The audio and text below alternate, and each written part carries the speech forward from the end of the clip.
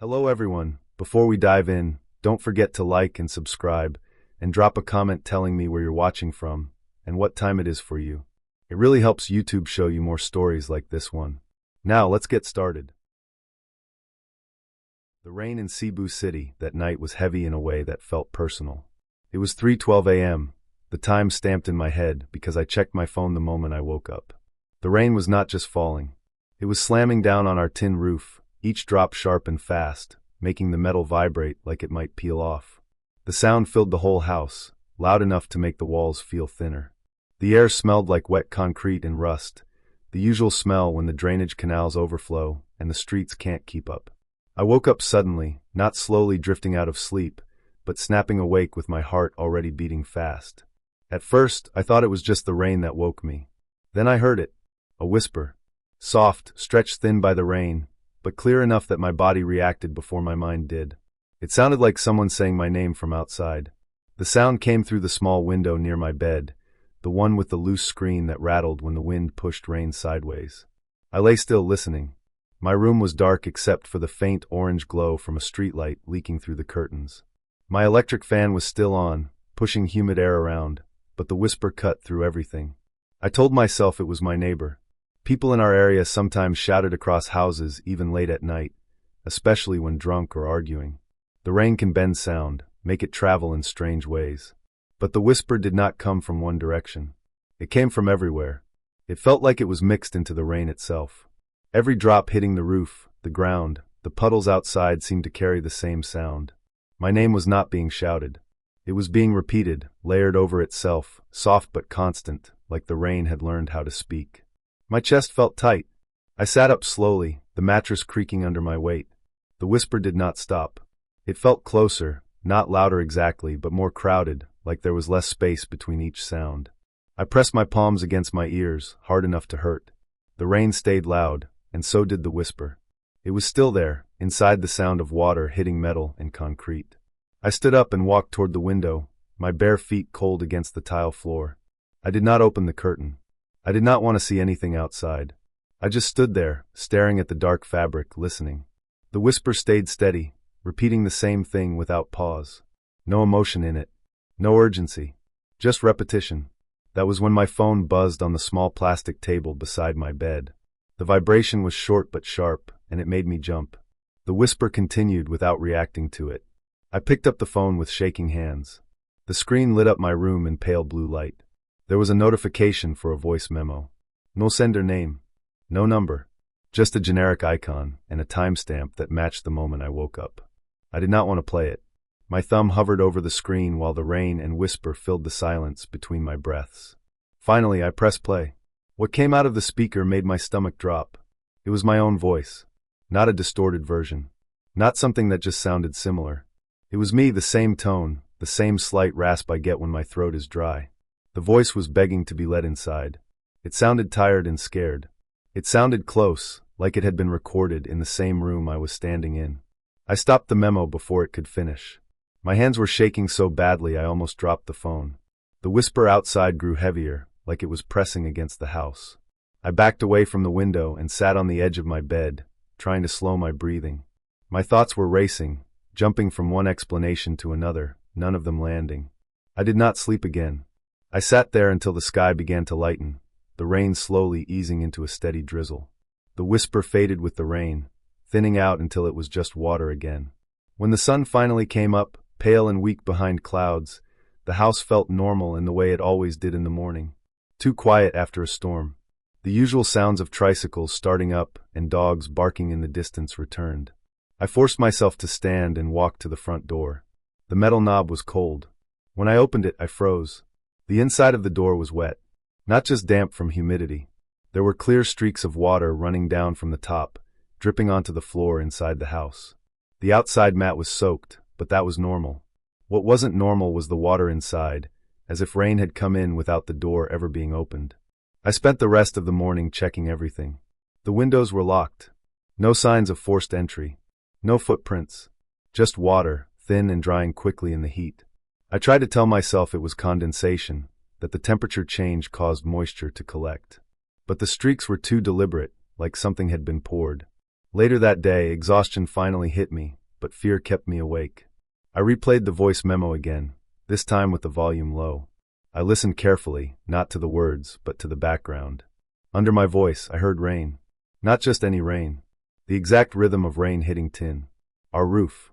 The same uneven pattern caused by the dent near the back where a branch fell last year. The explanation came together slowly, and it was worse in a different way than anything supernatural. A few weeks before, my neighbor had borrowed my phone charger. He had been standing near my door, scrolling through his phone while we waited for it to charge. I had left my phone on the table. I remembered talking to someone on a call earlier that day, tired, annoyed, my voice low. I remembered how easy it was now to copy voices, to save recordings without people noticing. That night, the rain had done the rest. Heavy rain can carry sound, bend it, bounce it off metal and walls. A small speaker hidden outside, placed near the door, could make a whisper feel like it was everywhere. The water inside the door was from rain seeping through the old, damaged seal at the bottom, pushed in by wind and pressure, something I had ignored for months. The fear stayed with me, even after understanding it. Knowing it was human made it worse. Someone nearby had planned it, timed it, used the rain as cover. I reported it, replaced the door seal, changed my locks, and stopped sleeping with my window open. The rain still comes hard in Cebu City, and tin roofs still shake. But now, when I wake up at night, it is only because of thunder. And I always check my phone first, just to make sure it is silent. Route 17 always feels longer at night. The road stretches out flat and wide, lanes shining black under streetlights that buzz and flicker when it rains hard. That night the rain was not gentle or steady. It came down in thick sheets, loud enough to drown out the radio, and sharp enough to blur the lines on the road. The wipers were on their fastest setting, still falling behind, leaving streaks that made the lights smear and bend. My hands were tight on the wheel, knuckles pale, shoulders tense from leaning forward like that would help me see better. It was late enough that the road was mostly empty. A few trucks passed in the opposite lanes, spraying water that slapped against my windshield. The smell inside the car was damp fabric and old coffee. My jacket was on the passenger seat, still wet from earlier, and the windows kept fogging no matter how much I adjusted the air. Everything felt boxed in and narrow, like the car was the only solid thing in a moving wall of rain. I was almost home, just a few more miles, when I noticed someone on the shoulder. At first it was just a flash of color through the rain, a deep red that did not belong to any sign or light. As I got closer, the shape became clear. A man stood there, right at the edge of the road, holding a red umbrella. He was facing traffic, not trying to wave anyone down, not moving at all. There was no car pulled over, no hazard lights, no phone glow in his hands. Just him and the umbrella, steady in the downpour. I slowed without really thinking about it. The rain made the road slick, and my tires hissed as I eased off the gas. My headlights washed over him, bright and white, cutting through the rain. He wore dark clothes, a jacket that looked heavy and soaked through at the edges. His face was hard to see under the umbrella, but his posture was straight and calm, too calm for someone stranded in weather like that. As my car drew even with him, something felt off. The light from my headlights should have thrown a shadow behind him, stretched and broken by the rain. It did not. The rain fell straight down where his legs should have been, uninterrupted. The shoulder beneath him looked empty, just wet gravel and dirt. It was like his feet were not there, or like my eyes were skipping over that part of him. I kept rolling past, heart starting to pound, breath shallow. The moment dragged longer than it should have, like time thickened with the rain. I did not look away until he was behind me. When I finally checked the side mirror, he was still standing there. He had not turned. He faced the road, but the umbrella was lower now, tilted just enough that I could see the line of his shoulders. The red fabric was darker, soaked and heavy, almost black at the edges. The mirror shook with the bumps in the road, water streaming down it, but the image stayed sharp in my mind. I sped up, telling myself it was nothing, that the rain and light had played tricks on me. Construction zones along that road always left odd shadows and uneven ground. Fatigue does strange things to perception. Still, my pulse would not slow down. The rest of the drive passed in a blur of rain and asphalt. Every set of headlights behind me made my chest tighten. I kept checking the mirrors, half expecting to see that red umbrella again, somehow closer, but there was nothing. Just darkness and rain. When I turned onto my street, the rain finally began to ease. The houses were dark, most people asleep. My driveway glistened under the porch light, water pooling along the edges. I parked and sat there for a moment, listening to the engine tick as it cooled. My clothes felt damp from the humidity, and my back ached from being tense for so long. I rushed from the car to the front door, pulling my jacket over my head. The rain soaked through anyway, cold against my neck. Inside, the house was quiet and still. I locked the door behind me out of habit, sliding the deadbolt home. The air smelled clean and dry compared to outside. I dropped my keys on the table, kicked off my shoes, and stood there in the entryway, letting the quiet settle. That was when I noticed the floor. Dark marks stretched across the tile, uneven and smeared. At first I thought it was water from my shoes, but the shapes were wrong. They were footprints, clear enough to see toes and heels, thick with mud. They led from the front door, across the living room, down the hall. The mud was fresh, still wet, darker than the rainwater I had tracked in. My stomach dropped. I followed them slowly, every sound in the house suddenly loud. The prints did not wander. They moved with purpose, straight down the hall toward my bedroom. The carpet there was stained darker, where the mud soaked in. The rain outside had not been strong enough to splash mud that far. These prints had weight behind them. At the end of the hall, the footprints stopped at my bedroom window. The window was shut. The latch was locked. I checked it twice, my hands shaking, metal cold under my fingers. The glass was fogged on the outside from the rain, clear on the inside. There was no sign of forced entry. No broken lock, no cracked frame. I stood there for a long time, listening. The house did not creak or groan. The rain had slowed to a soft tapping on the roof. The prints did not move beyond the window. They ended there, as if whoever made them had stood right outside, close enough to touch the glass. I did not sleep that night. I cleaned the floor with shaking hands, the mud smearing before it finally lifted.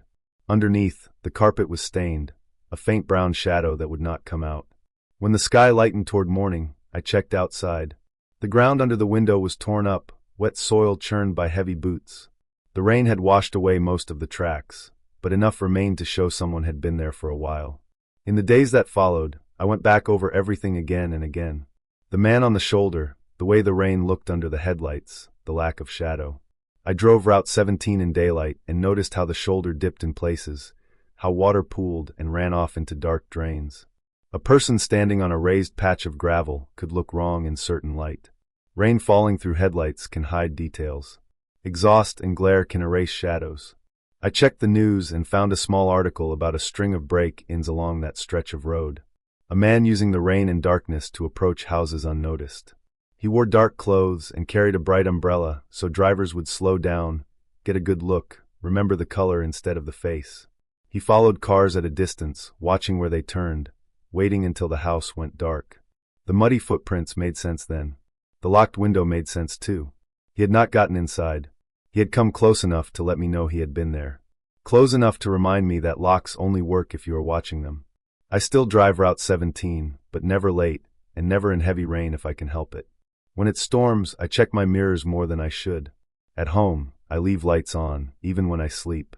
The stain in the carpet is still there, a dull mark that no cleaner will remove. Every time it rains, the smell of wet dirt comes back, and I remember the red umbrella standing still on the side of the road, waiting. I was driving through Alberta in the middle of the night, the kind of night where the dark feels thick and heavy.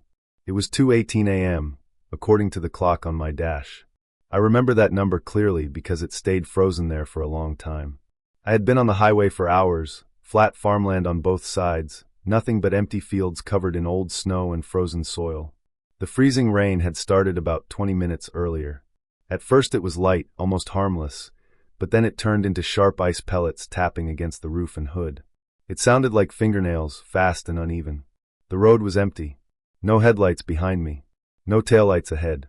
My GPS had been acting strange for a while, lagging and recalculating even though I had good signal earlier. Then, without warning, it rerouted me. The screen zoomed in and told me to turn right onto a dirt road. I hesitated. The dirt road looked darker than the highway, barely visible, just a narrow stretch cutting through the fields.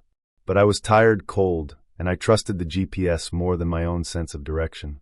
I slowed down and turned. The moment my tires hit the dirt, the signal dropped. The GPS screen went blank, then showed a loading symbol that never finished. My phone lost service at the same time. No bars. The dirt road was uneven and slick, a mix of mud and ice. I kept my speed low, gripping the steering wheel harder than I realized.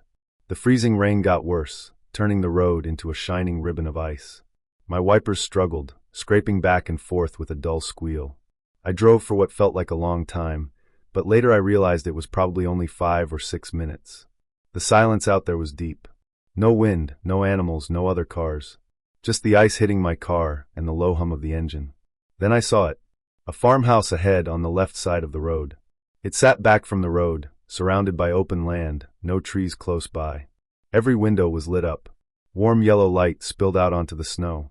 It was the first sign of life I had seen in hours, and it made my chest loosen a little. As I got closer, something felt off. The house was too quiet. No movement in the windows. No vehicles parked outside that I could see. Still, the lights were on, bright and steady. I slowed down, thinking I might stop and see if I could get directions or at least get my bearings again. I was still rolling forward when it happened. Every single light in the house shut off at once. Not one by one. All at the same time. The house went completely dark. My stomach dropped. I barely had time to process it before my car shuddered. The engine coughed, the dashboard lights flickered, and then everything died. The radio cut out. The wipers stopped in the middle of the windshield. The engine went silent. I was left sitting in total quiet, except for the ice tapping against the roof and the soft ticking of the cooling engine. I tried the key. Nothing. Not even nothing. Just a dull click. The cold started to creep in almost right away. I could see my breath in the beam of the headlights, which were still on but looked weaker than before. I sat there listening. That was when I heard it. A crunching sound. Slow and deliberate. Footsteps. They came from somewhere ahead of the car, slightly to the right. The sound was clear. Boots on ice and sleet. Each step pressed down, then lifted, steady and calm. Whoever it was not rushing. My heart started to pound so hard I could feel it in my throat. I locked the doors without thinking, even though I didn't remember unlocking them. I leaned forward, trying to see through the windshield, but the freezing rain and ice distorted everything. The footsteps moved closer, then stopped. The silence after that was worse than the sound. I sat there, frozen, barely breathing, watching the dark shape of the farmhouse in the distance. I tried the key again. This time the engine turned over, but didn't catch. I waited a few seconds and tried again. The footsteps started up once more, closer now, moving toward the driver's side. I could hear the sleet crunching right next to the car. I stared straight ahead, afraid that if I looked to the side I would see someone standing there. My hands were shaking so badly, I had to press them against the wheel to steady them. On the third try, the engine started. It roared to life louder than it ever had before. Relief flooded through me so fast it almost made me dizzy. I slammed the car into gear, ready to hit the gas and get out of there. That was when I noticed the windshield. It was fogged up, thick and white, but not from the outside. It was fogged from the inside, like someone had been breathing against it. In the center of the glass, words had been traced through the fog with a finger. You weren't supposed to stop. I stared at the message, my mind struggling to keep up. The fog was fresh. The lines were clear. I knew it hadn't been there before. My chest tightened, and my skin crawled. I hit the gas hard. The tires spun for a second on the ice, then caught. The car lurched forward, and I didn't slow down. I didn't look back at the house. I didn't check the mirrors. I just drove. The dirt road seemed endless, twisting slightly, rising and falling. The message on the windshield faded as the defroster kicked in, but the feeling it left behind stayed. After what felt like forever, the dirt road connected back to pavement. My phone buzzed as signal returned. The GPS came back on like nothing had happened. I didn't stop driving until I reached a town with lights and an open gas station. I sat there for a long time, shaking, trying to make sense of it.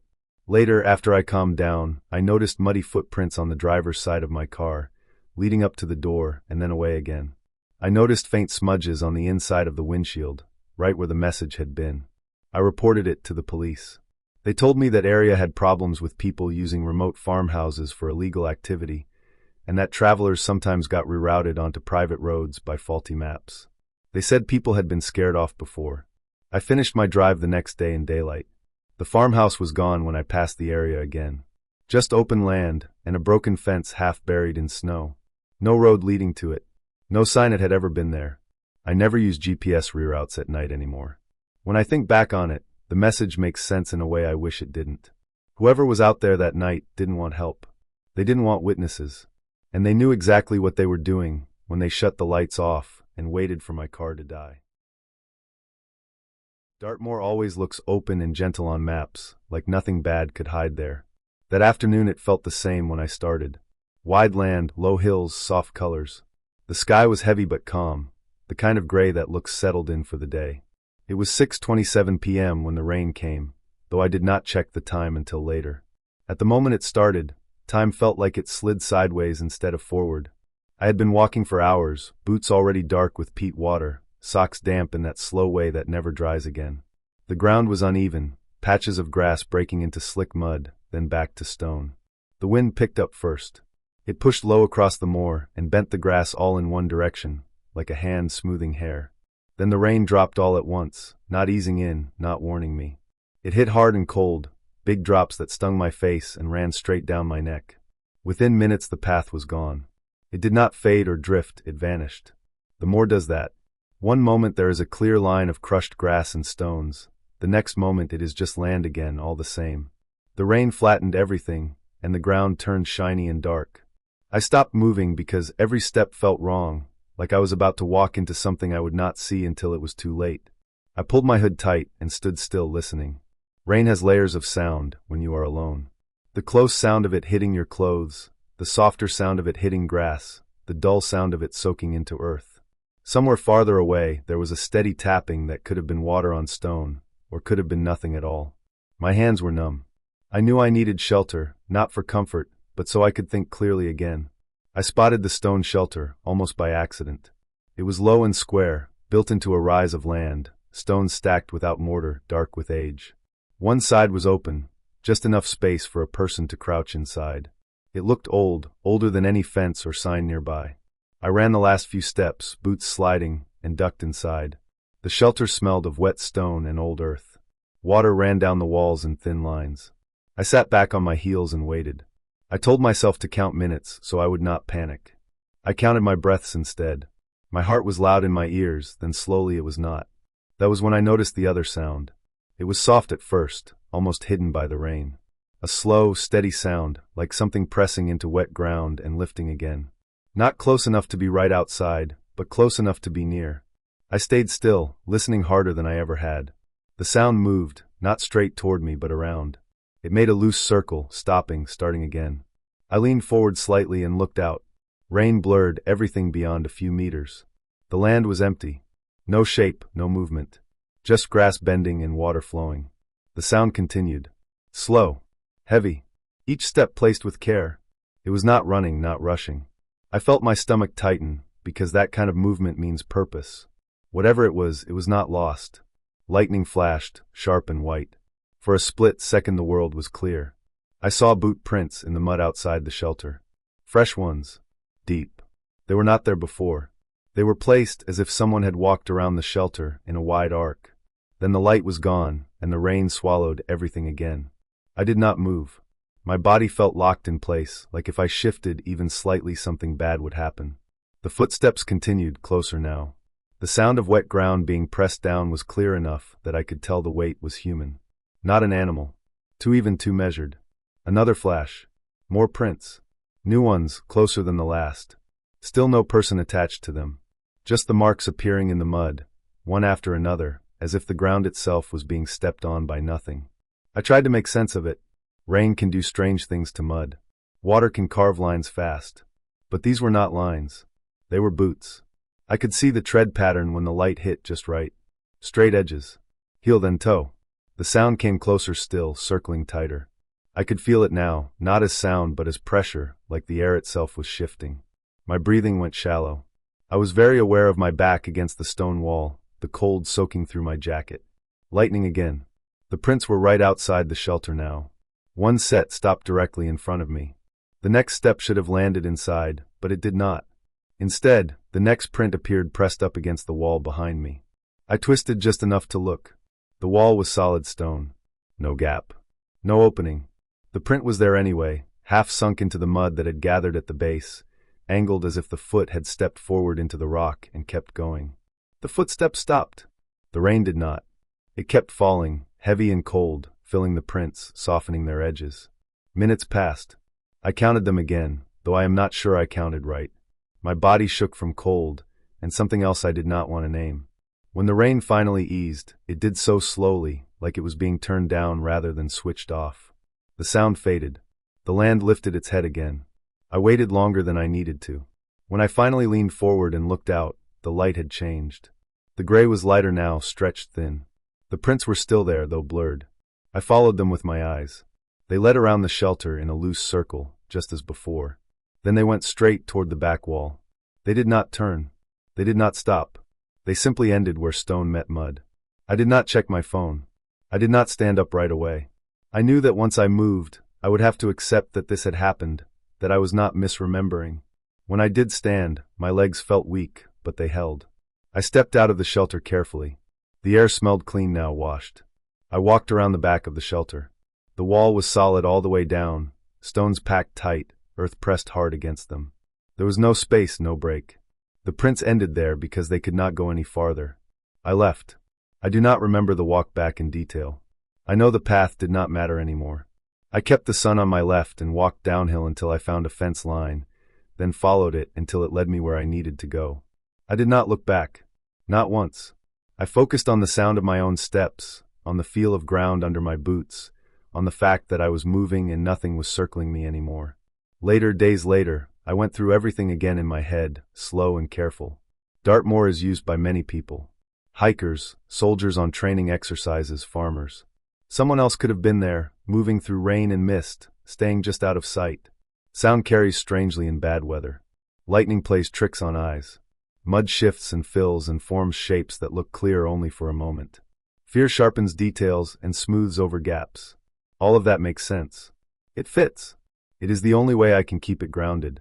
What does not fit is the way the footsteps stopped, or the way the prints ended, or the certainty I felt in my body that I was not alone even when there was nothing to see. I know I walked back without turning around, because turning around felt like giving something permission. I reached safety because I kept moving, and because whatever was there did not follow. I have not gone back to that part of the moor. Not because I believe something impossible happened, but because I know how easy it is out there for the land, the weather, and your own mind to line up just right and convince you that you are being watched. And once that feeling settles in, no wide sky or open ground can shake it loose. It was late in rural Iowa, the kind of late where the land feels wider and the sky presses down on you. The time on my truck clock read 9:58 p.m. The rain had come in fast and heavy, sheets of it slapping the cornfields flat. A storm like that does not roll through quietly. It pounds. It hums. It makes everything smell like wet dirt and crushed plants. I was parked at the end of my gravel drive, facing the county road, because the power had gone out again and the house behind me was dark. Out here, outages happen a lot. Trees lean over the lines, and nobody is in a hurry to fix things when there are only a few houses spread over miles. I did not want to sit alone in the dark house, so I stayed in the truck with the engine off, listening to the rain hit the windshield and roof. The sound filled the cab. It felt safer in there, metal around me, keys in my pocket. The fields around my place were nothing but black shapes. The only light came from the dash and the weak glow of the clouds when lightning flashed far away. The road was empty. No headlights, no taillights, just wet gravel shining when the lightning hit. I had the radio off. I remember that clearly because I wanted quiet. I was tired, and the storm already made enough noise. I sat there breathing slow, watching water crawl down the glass in twisting lines. The smell inside the truck was damp clothes and old coffee. My boots were muddy from checking the breaker box earlier, and the mud dried into rough patches on the floor mat. Then the radio turned on by itself. The dial light came up first, a soft green glow. Then static filled the cab, loud and sudden like tearing fabric. I jumped in my seat, heart kicking hard against my ribs. I reached for the knob, thinking maybe the storm messed with something, but before my hand touched it, the static cut out. A weather alert tone came through, sharp and repeating, the kind meant to wake you up. It went off again and again. I froze with my hand halfway there. After the tone, a voice started reading an alert. It was flat and official, the same kind I had heard before during tornado warnings. At first it sounded normal, like it was listing counties and roads. Then I realized it was saying my address. Not the town name. Not the county. My actual house number, and the name of my gravel road. My stomach dropped so fast it made me feel sick. The voice kept repeating the alert. It said there was a danger. It said people should stay inside. It said not to open the door when the knocking started. The words were calm, like they always are, but the meaning made my skin crawl. I knew weather alerts did not work like that. They do not warn about knocking. They do not know exact house numbers like that. Before I could even process what I was hearing, there was a sound right next to my head. 3 slow taps on the driver's side window. Not loud, not frantic, just firm enough that I felt it more than heard it. My whole body locked up. I did not turn my head. I did not look. The rain kept falling, steady and loud, like it was trying to drown everything else out. I grabbed the keys and jammed them into the ignition. My hands were shaking so bad the metal rattled. I turned the key, and the engine came to life, the headlights throwing white beams across the road and the ditch. I put the truck in drive and hit the gas. Gravel sprayed. The back end slid for a second before catching. I drove off without looking to the side. I did not check the mirrors. I did not want to see anything standing there. The radio shut off as soon as I started moving, like it had never been on. The cab was suddenly quiet except for the engine and the rain. My heart was still pounding. I kept driving, faster than I should have on wet gravel, down the road and onto the highway. I did not stop at the stop sign. I did not slow down until I was miles away, lights of a gas station glowing like a safe harbor in the distance. I sat there in the parking lot for a long time, engine running, staring at the building. The rain eased up, turning into a steady drizzle. My hands finally stopped shaking. I tried to make sense of it. I told myself it had to be a coincidence. A glitch. Someone messing with a radio transmitter. Kids pulling a sick joke. But no explanation felt right. Nobody should know my exact address like that. Nobody should be knocking on my truck in the middle of a storm on a road where no one walks. I drove back home later that night, slow and careful. I kept the headlights on bright and scanned the ditches and fields. Nothing moved.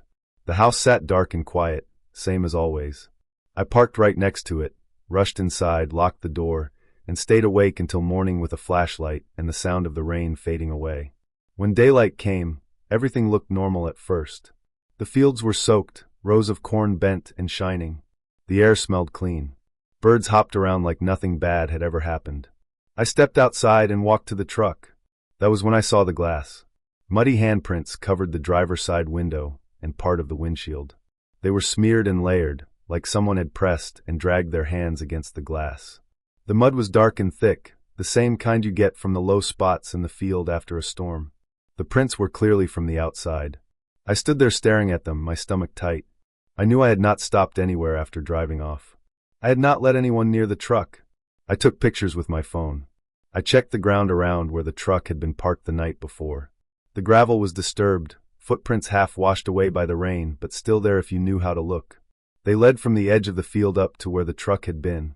They did not go toward the house. They stopped at the road. I called the sheriff later that morning. I showed him the pictures and the prints. He took it seriously.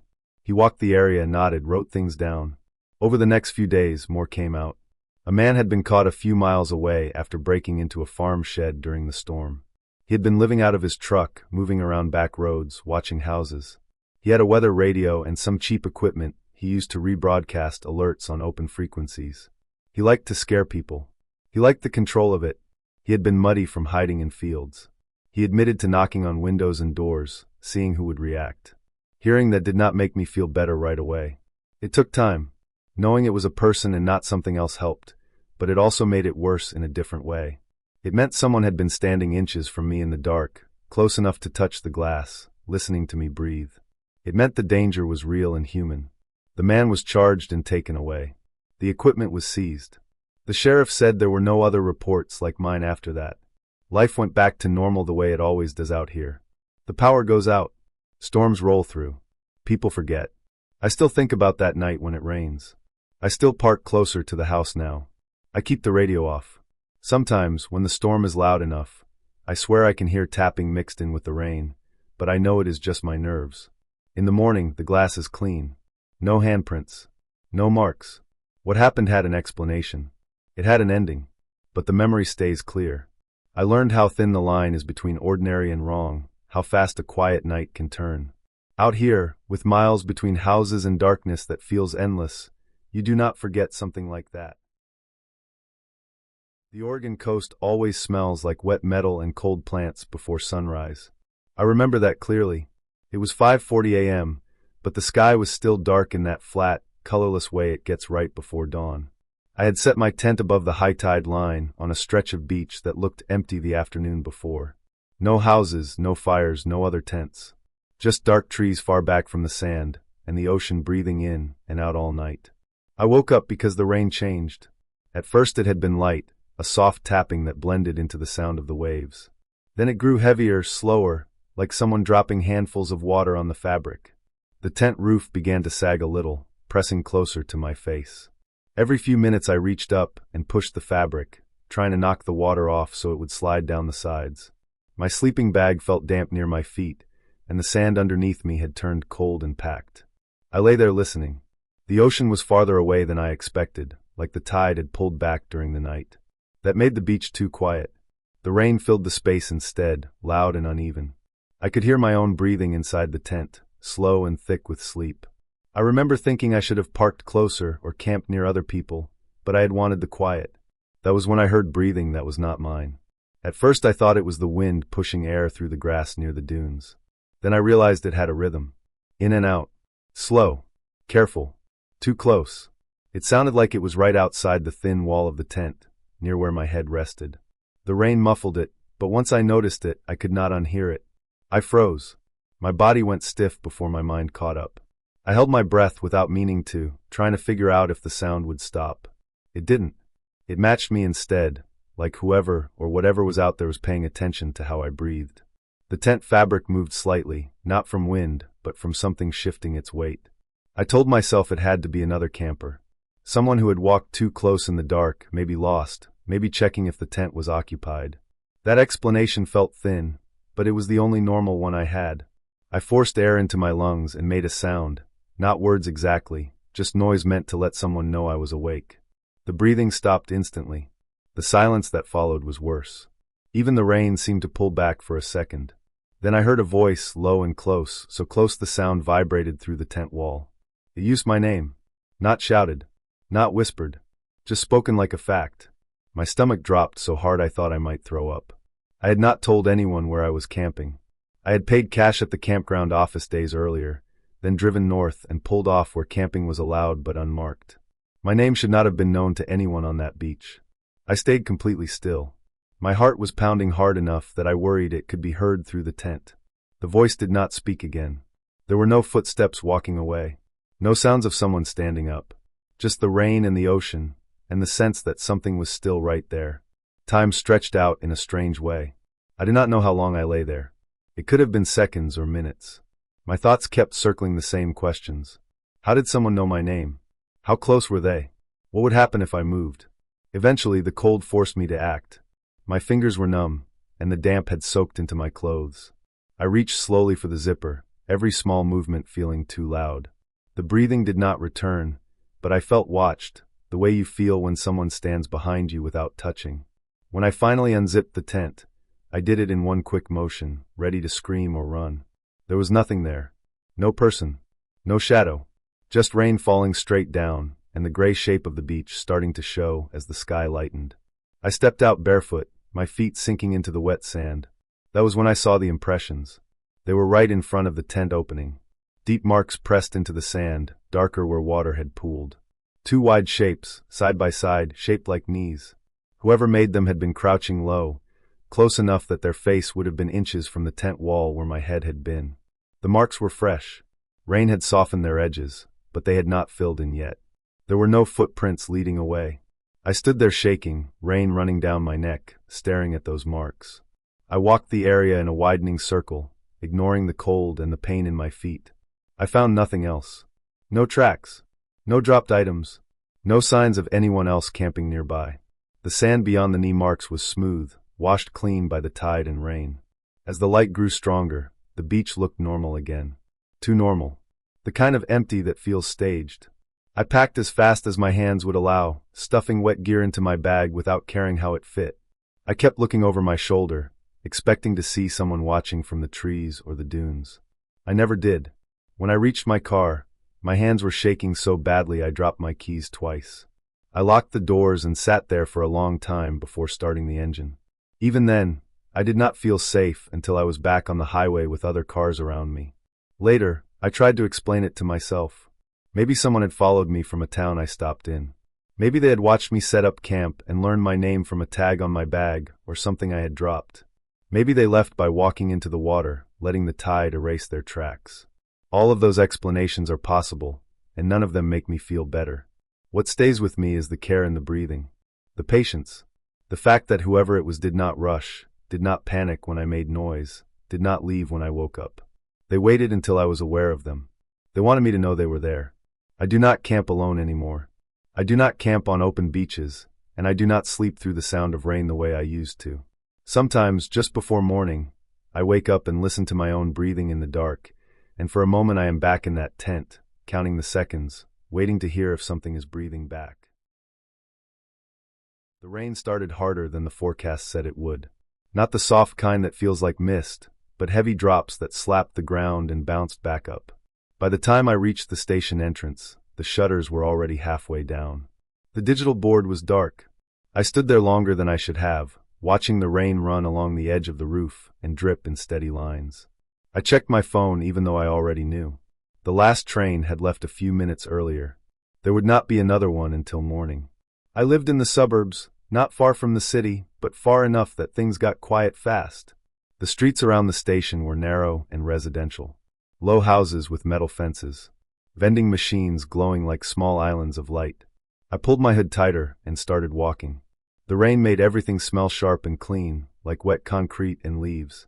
Water rushed along the gutters and carried bits of trash with it. My shoes soaked through in minutes, and every step made a dull splash. Street lights lined the road, spaced far apart. As I passed under each one, it flickered. Not all the way out, just a quick blink, like someone tapping a switch. I told myself it was the rain, water getting into old wiring. Still, I found myself counting them, waiting for the next one to blink. My neighborhood at night always felt different. During the day there were kids, dogs, delivery trucks. At night it was empty. Windows dark. Curtains closed. I could see my breath when I exhaled, not because it was cold, but because I was breathing hard from walking fast. The rain soaked my pants, heavy around my legs. That was when I noticed my footsteps did not sound right. At first I thought it was the rain. The sound of water hitting everything at once can play tricks on you. But then I focused. Step. Splash. A half second later, another splash. Same rhythm. Same weight. It was like an echo, but too close, too clean. I slowed down. The second set slowed too. I stopped. My foot was planted in a shallow puddle. Water rippled out from it. Then just behind me another ripple appeared. Not from wind. Not from rain. From something pressing down. I stood still, rain running down my face and into my eyes. I listened hard. My heart beat loud in my ears. I expected the sound to stop. It did not. There was another step, careful this time, as if whoever or whatever was behind me thought I might move again. I turned around. The street was empty. Just wet asphalt stretching back toward the station. The street light behind me flickered and held. The rain fell straight down. There was nowhere to hide. No cars. No open doors. Nothing. I stood there too long. The feeling that someone was close did not fade. It got heavier, like pressure on my back. I took a step forward. The delayed splash came again. I took another. It followed. I did not walk anymore. I ran. My shoes slapped the ground, water spraying up my legs. My breath tore out of my chest in sharp pulls. The sound behind me changed. It kept up. Still delayed, still matching me. I did not look back again. I knew if I did and saw nothing, it would be worse. I cut down a side street, then another, taking the shortest path home. The rain blurred my vision. My head slipped back and my hair plastered to my face. I could feel my phone bouncing in my pocket. Every light flickered as I passed, each one a small shock. I fumbled my keys before I reached my building, hands shaking so hard I dropped them once into a puddle and had to scoop them up. I burst into the lobby, water dripping off me and onto the tile. The door closed behind me with a soft thud. The sound behind me did not follow. I stood there, bent over, hands on my knees, gasping. The lobby was quiet except for the hum of the lights. No delayed footsteps. No splashes. I rode the elevator up alone. The mirror showed my face pale and tight, eyes wide. Water pooled around my shoes and left dark marks on the floor of the elevator. When the doors opened, I hurried down the hall, unlocked my apartment, and slammed the door shut behind me. I turned the lock, then the chain. Then I leaned my weight against it for a moment, just breathing. Inside, the apartment was dark and silent. The air smelled dry, familiar. Safe. I kicked off my shoes and left them by the door, water spreading out in two uneven shapes. I shrugged off my jacket and let it fall on a chair. My hands still shook. I told myself I was tired, soaked, stressed. Anyone would imagine things after a night like that. That was when I heard dripping. At first it was faint, almost lost in the sound of rain against the windows. A soft, steady tap. I froze. My sink was off. The bathroom door was open, the light switch untouched. The sound did not come from there. It came from the hallway that led to my bedroom. Tap, tap, tap. I took one step forward. The light from the living room spilled down the hall. On the wooden floor, a dark mark bloomed, then another. Wet footprints. Bare feet.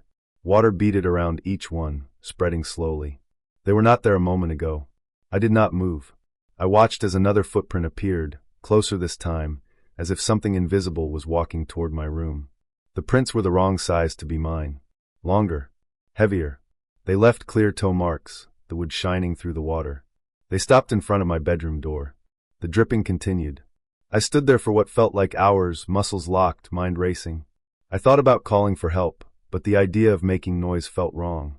I stayed where I was until the rain outside softened, and my legs started to ache from standing. Nothing else happened. The footprints stayed. The dripping stayed. Whatever had made them did not move again. When morning came, the light changed. Gray dawn seeped through the windows. The rain slowed to a fine mist. I realized I had not slept.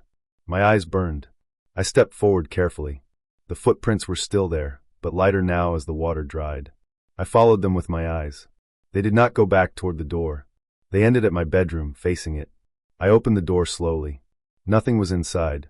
My room was untouched. The window was closed and locked. No water inside. No smell. No sign anyone had been there. Later that morning, I checked the security camera footage from the building, something I had never bothered with before. The hallway camera showed me arriving soaked and shaking. It also showed another figure entering the building seconds before the door closed. A man in dark clothes, no umbrella, water dripping from him as he slipped into the stairwell. Another camera showed him coming up the stairs to my floor, barefoot, leaving wet prints behind him as he moved down the hall and stopped at my door. He stood there for hours, just out of frame, until morning, when he finally turned and left.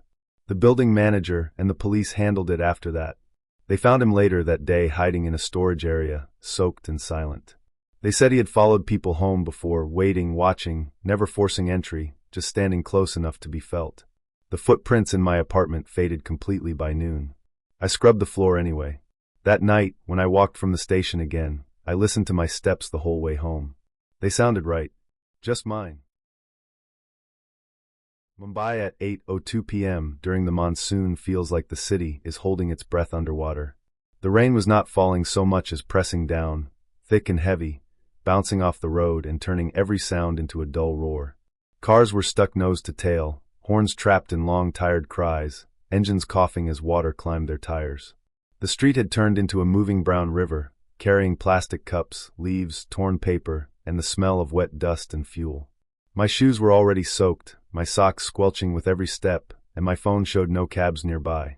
I stood under the narrow awning of a closed clothing shop, pressed shoulder to shoulder with strangers who smelled like damp fabric and cheap deodorant. Water streamed off the metal edge of the awning in steady lines, splashing onto the pavement inches from my toes. The shop window behind us was dark, reflecting the street like a warped mirror. The glass was cold against my back. I could feel the vibration of traffic through it. People shifted their weight, checked their phones, stared at the rain like it was an enemy they were waiting to retreat. Somewhere nearby, a generator hummed. The air felt thick, warm, and close, the kind that sticks to your skin and makes every breath feel used. That was when I noticed the woman. She stood slightly apart from the rest of us, closer to the edge of the awning, letting rain soak her hair and shoulders. Her face was turned toward me. At first I thought it was just coincidence, the way people sometimes look without really seeing. But she did not look away. Her eyes were wide and fixed, unblinking. Rain ran down her forehead, over her nose, dripping from her chin, but her expression never changed. It was not fear or anger. It was focus, like she was waiting for something to confirm itself. I shifted my weight, pretending to adjust my bag, trying to catch her reflection in the glass instead of looking straight at her. Even in the reflection, her eyes stayed locked on me. The streetlights flickered, making her face seem to jump slightly with each pulse of light. My chest felt tight. I told myself it was nothing. Mumbai trains you to ignore stares. Everyone looks at everyone here. Space is a luxury no one has. Still, something about her made my skin feel wrong, like when you realize too late that you stepped into something dirty. She leaned forward slightly, her lips moving, rain filling her mouth, her words lost in the sound of traffic and water. I shook my head without thinking, a small reflex. She watched my face closely, as if measuring my reaction. Then she nodded once, slow and certain, as if she had gotten the answer she needed. She stepped away from the awning and into the rain. Cars crawled past, spraying water up to her knees. For a second, her shape blurred between headlights and shadows, and then she was gone, swallowed by the line of vehicles and the curtain of rain. I felt relief wash over me so fast it almost made me dizzy. I leaned my head back against the glass and closed my eyes, telling myself to calm down, to stop making stories out of nothing. That was when I felt it. A breath, warm and damp, touched the skin just below my ear. Not the brush of wind or the splash of rain. A breath that had weight and heat. The fine hairs on my neck lifted all at once. My body went still in a way that felt automatic, like something ancient had taken control. I did not turn around. I did not even fully breathe. The noise of the street seemed to pull away, narrowing until all I could hear was my own pulse, loud and uneven. The glass in front of me showed my reflection. My face looked pale under the streetlight, eyes wide, jaw tight. And behind me, so close that I could see the detail of water on fabric, stood someone else. He was tall, taller than me by at least a head, standing just inches away. His clothes were dark and soaked, clinging to his body. Rain slid off his hair in thin streams. His face was angled slightly downward, close enough that his breath fogged the glass near my shoulder. He was smiling. Not a wide grin, not exaggerated. Just a small, relaxed smile, like he was pleased to be exactly where he was. His eyes were on me, meeting mine through the reflection. I wanted to move. I wanted to step forward, sideways, anywhere. My legs refused. The space under the awning felt suddenly smaller, tighter, like a trap. The strangers around me stared at the rain, at their phones, at nothing. No one noticed how close he was standing. No one noticed the way my hands shook. I told myself not to turn. Turning would make it real in a way I could not undo. As long as I only saw him in the glass, there was a thin layer between us, a lie I could hide behind. His breath stayed steady against my neck. Each exhale sent a fresh wave of warmth that made my stomach twist. I could smell him. Wet cloth, skin, something sour underneath. The rain did not slow. Minutes stretched. My mind raced through useless thoughts. Maybe he thought I was someone else. Maybe this was some kind of sick joke. Maybe if I stayed still long enough, he would get bored. The woman's face flashed in my head, her unblinking stare, her nod. A cold understanding settled in my chest. She had not been warning me. She had been checking. A bus lurched past, splashing water high into the air. For a moment, the reflection broke apart in ripples of light. When it cleared, he was still there. Closer now, if that was possible. His smile had not changed. Something inside me snapped, not into panic, but into action. Slowly, carefully, I shifted my weight forward, just enough to break contact with the glass. The movement was small, almost invisible. His reflection moved with me. He did not step back. He stayed close, matching my pace, like a shadow glued to my back. The awning ended a few steps ahead. Beyond it was open rain and moving traffic. My heart hammered so hard it hurt. I took one step forward, then another, letting the rain hit my face, my hair, my eyes. The cold shock helped. I kept walking, straight into the street, raising my hand without looking, trusting muscle memory more than sight. A car screeched to a stop inches from me. Someone shouted. I did not stop. I crossed between cars, water up to my calves, horns blaring, drivers swearing. On the other side, I pushed into a crowd gathered outside a lit tea stall. Light spilled onto the road, harsh and yellow. I forced myself to turn then, fast and full, scanning behind me. He stood at the edge of the street, rain pouring down his face, his smile finally gone. For a second, our eyes met directly. There was no confusion in his expression. No surprise. Just recognition. Then a truck rolled past, blocking my view, and when it cleared, he was gone. I stayed at the tea stall for a long time, pretending to scroll on my phone, letting the crowd press around me. Eventually the rain softened. Eventually I found a ride home. I told no one what happened. There was nothing to explain, nothing anyone could fix. Days later, I walked past the same shop in daylight. The street looked smaller, harmless. In the window, taped near the door, was a printed notice from a nearby building. The ink was slightly smeared from moisture. It warned people to be careful in the area after dark. It mentioned repeated complaints. It mentioned a man who followed people in the rain because it made him harder to see, harder to remember. I stood there longer than I should have, staring at my own reflection in the glass. There was no one behind me. I still did not turn around. I walked away facing forward, keeping my reflection in every window, every car door, every dark surface I passed. I do it every night now. I do it because I learned something under that awning in the rain. Some people do not need to touch you to stay with you. Some smiles do not disappear when you escape. And once you know that someone can stand that close without anyone noticing, you understand that safety is thinner than glass and just as easy to breathe through. Route 17 always feels longer at night. The road stretches out flat and wide, lanes shining black under streetlights that buzz and flicker when it rains hard. That night the rain was not gentle or steady. It came down in thick sheets, loud enough to drown out the radio, and sharp enough to blur the lines on the road. The wipers were on their fastest setting, still falling behind, leaving streaks that made the lights smear and bend. My hands were tight on the wheel, knuckles pale, shoulders tense from leaning forward like that would help me see better. It was late enough that the road was mostly empty. A few trucks passed in the opposite lanes, spraying water that slapped against my windshield. The smell inside the car was damp fabric and old coffee. My jacket was on the passenger seat, still wet from earlier, and the windows kept fogging no matter how much I adjusted the air. Everything felt boxed in and narrow, like the car was the only solid thing in a moving wall of rain. I was almost home, just a few more miles, when I noticed someone on the shoulder. At first it was just a flash of color through the rain, a deep red that did not belong to any sign or light. As I got closer, the shape became clear. A man stood there, right at the edge of the road, holding a red umbrella. He was facing traffic, not trying to wave anyone down, not moving at all. There was no car pulled over, no hazard lights, no phone glow in his hands. Just him and the umbrella, steady in the downpour. I slowed without really thinking about it. The rain made the road slick, and my tires hissed as I eased off the gas. My headlights washed over him, bright and white, cutting through the rain. He wore dark clothes, a jacket that looked heavy and soaked through at the edges. His face was hard to see under the umbrella, but his posture was straight and calm, too calm for someone stranded in weather like that. As my car drew even with him, something felt off. The light from my headlights should have thrown a shadow behind him, stretched and broken by the rain. It did not. The rain fell straight down where his legs should have been, uninterrupted. The shoulder beneath him looked empty, just wet gravel and dirt. It was like his feet were not there, or like my eyes were skipping over that part of him. I kept rolling past, heart starting to pound, breath shallow.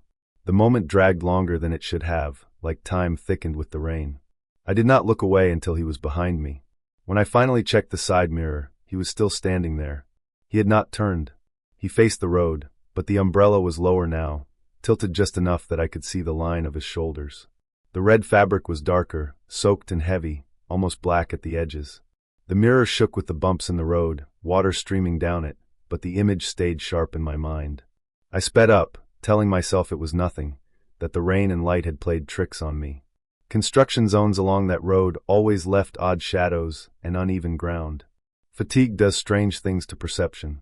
Still, my pulse would not slow down. The rest of the drive passed in a blur of rain and asphalt.